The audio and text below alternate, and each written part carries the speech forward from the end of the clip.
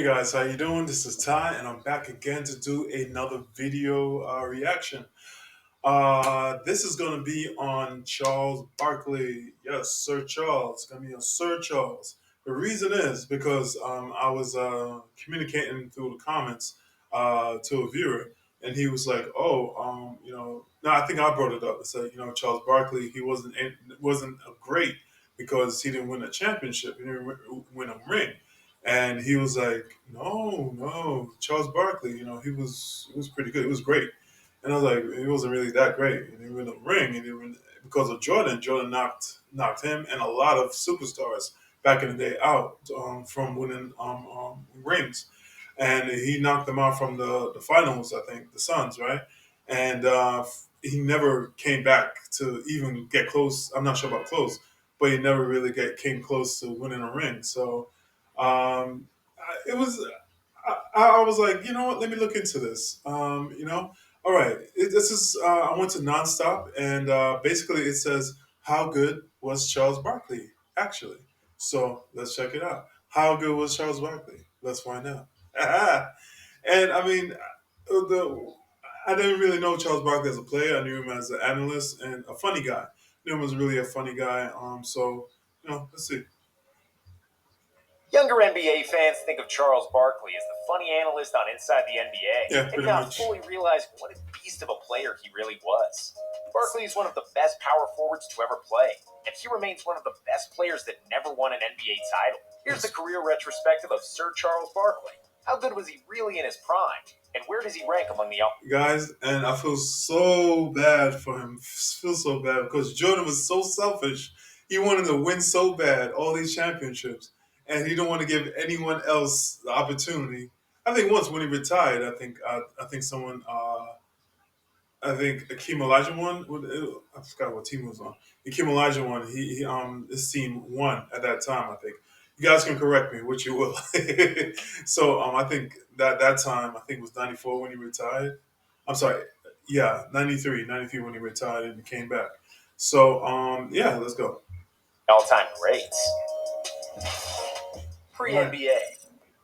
Charles Barkley was born and raised in Leeds, Alabama, and he spent most of his Bama. childhood playing basketball and eating. As a junior in high school, he weighed 240 pounds and Wow. 5'10". Nobody thought that he would Wow. make it as a player, 5'10". even though he grew to 6'4" during the summer. His weight also ballooned, and Wow. Barkley had cleared the 300-pound mark. What? Even at that size, Charles was still unbelievably jumpy and mobile, which got him a scholarship from the University of Auburn, then exclusively known for football. In college, Wow. Barkley still had a lot of trouble with weight and would often order multiple pizzas almost every night. And by the morning, there were Guys, I think Jordan did call him a fat man, right? Jordan called him a fat man. That fat man over the Suns.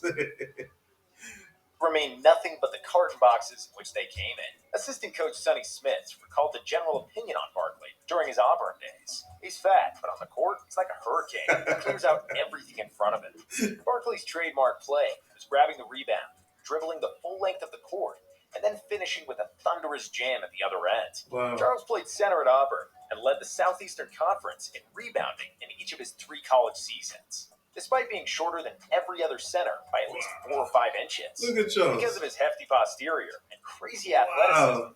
he earned himself the nickname the Round Mound of And his Rebounds. quads. Stuck for the rest of his career. Charles averaged 14.8 points on 68% shooting, 9.6 rebounds, 1.6 assists. Guys, I mean, I'm looking at Charles right now, and I see his quads.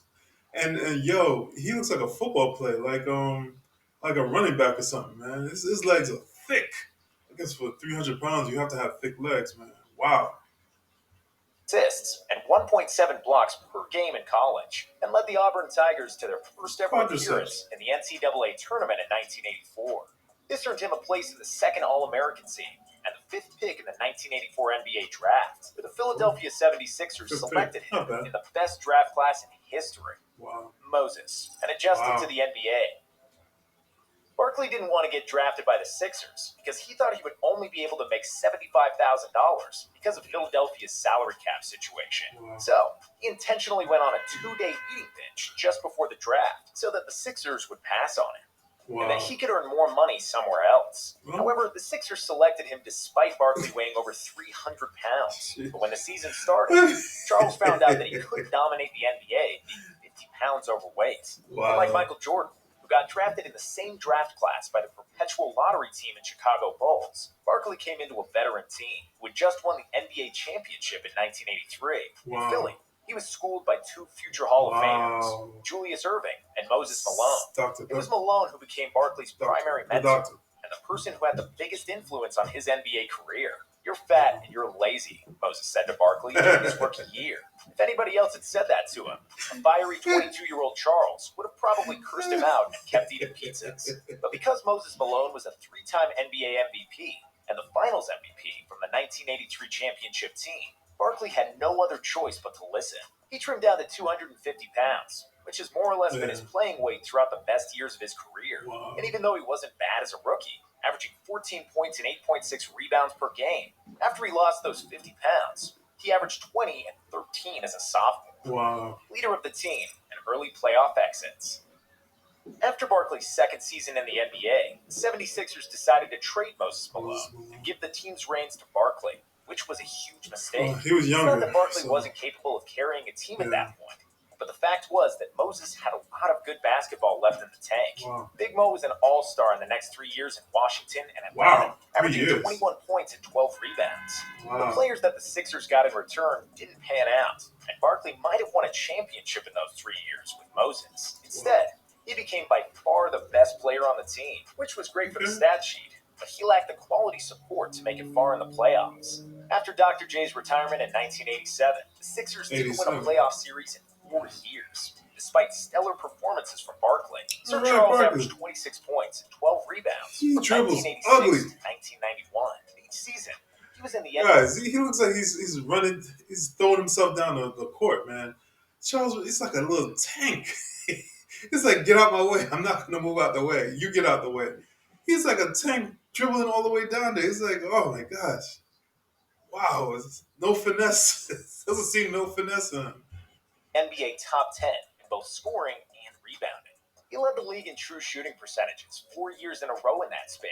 Along with 4 assists, he was dishing out every night. By the end of the 80s, Chuck was not far behind Magic and Jordan in the contention for the best basketball player alive. However, frustration grew over the Sixers' management's inability to build a good team. Barkley had the biggest mouth in the entire league, and he often criticized the organization's leadership and regularly expressed his dissatisfaction in the media. This was also reflected on the floor, where he often got into verbal and physical duels with rival players, as well as quarrels with fans, both home and away. It didn't matter. He just punched him in his face. It was a different time back in the days, man. It was like the 90s, early 90s. It was a different time back in the days. He just punched someone in the face just because he said something wrong to you. But I mean, that's what I know about Charles is that he has a mouth and he had a fist. He loved to fight. It all culminated in January of 1991 when he responded to insults from the stands by spitting at the man who insulted him. But instead, he spat on the little girl sitting in that part of the stands. That's messed That up. incident changed him forever, as he vowed never to lose control like that again on the court. For the 1992 season, Barkley was named an All-Star for the 6th year in a row. But after the Sixers failed to make the playoffs, Charles was fed up, and the Sixers finally gave in and traded him to Phoenix. Dream Team, MVP, and a trip to the finals. Charles was among the 12 players to represent the USA during the 1992 Olympic Games in Barcelona. Dream the first Team. time ever that Americans had sent pro players to the Olympics. Charles was the best player on the Dream Team, leading the team in scoring with 18 points per game on a phenomenal 71% shooting. After he won the gold in Barcelona, Barkley arrived in Phoenix in the best shape of his life. He never looked better. He never sounded more immersed in basketball, and his confidence was through the roof. Because for the first time since he was a rookie, he had a quality collection of teammates to accompany him. The Suns were led by him and fellow All-Stars Dan Marley and Kevin Johnson, and won 62 games in the regular season. The best record in the NBA, with 25 points, 12 rebounds, and 5 assists on average. Barkley deservingly won the Most Valuable Player award for the 92-93 season. Chuck was fantastic throughout the playoffs, especially in the West Finals against the Sonics, where he pushed the Suns to victory with a triple-double in Game 7. In the finals, Barkley and the Suns were awaited by Michael Jordan and the Chicago Bulls, Oh who boy. were aiming for a three-peat. The 93 Finals is among the best final series in NBA history, where Jordan, Pippen, and Barkley played the best basketball of their careers. I heard about Chicago that. stole the first two wins in Phoenix. The Suns got the third game after 3 overtimes. In the fourth, Michael Jordan dropped 55 points for a close Bulls win, Wow. with Phoenix sending the series back to 55. Arizona for 2 deciding games. In Game 6, the Suns had a 2-point lead with 15 seconds to go, but then John Paxson showed up and hit a 3 for the Bulls' third championship title. Despite not excelling in all 6 matches, Barkley showed all the splendor of his talent: the transition game, the great understanding of geometry on the floor, Okay. the physical strength, the post-up game, mid-range shooting, and of course, rebounding. He also showed a tremendous amount of heart and will to win. And although MJ defeated him in a direct clash, Barkley proved that he certainly had the right to put his hands on the MVP trophy that season. Chuck finished the series with averages of 27.3, 13, 5.5 on 48% shooting, which didn't even paint the picture of how good and dominant he was that year. Wow. Finals years and playoff disappointments. Wow. Barkley was crushed by the defeat against the Bulls. A blank stare at the press conference after the finals said it all. The Suns had 2 more great seasons, but they lost twice in a row against the later champions, Houston Rockets. After holding a 2-0 Rockets. 3-1 lead, Rockets. Barkley then got into a beef with Kevin Johnson, and that shattered the Suns team. One of the best failed to win the title. Barkley healed his wounds with another Olympic gold medal in 1996, where he was again the top scorer of the U.S. Olympic team, shooting a staggering 82% from the field. Chuck then went to Houston to try and win a championship. Guys, I did not know that he went back to the Olympics in '96 and got gold. Well, in the '90s, they all got gold, right? Except for the 2000s, the worst teams, redeemed team they call it, right? With Clyde Drexler and Hakeem Olajuwon, but the trio were no longer in their prime and could not make it to another NBA Finals. Barkley spent 4 years in Houston, and his production slowly but surely dropped in each of those 4 years. A quadriceps rupture sidelined him for 4 months in his last NBA season, but Charles returned because he wanted to lead the game on his own legs. He scored the last basket of his career after an offensive rebound against the Vancouver Grizzlies, after which he left the floor and finally said goodbye to basketball. Legacy. In 1986, Barkley became the shortest player in league history to win the NBA rebounding title with 14.6 rebounds per game. At 6'5", Barkley was out-rebounding 7-footers on the regular.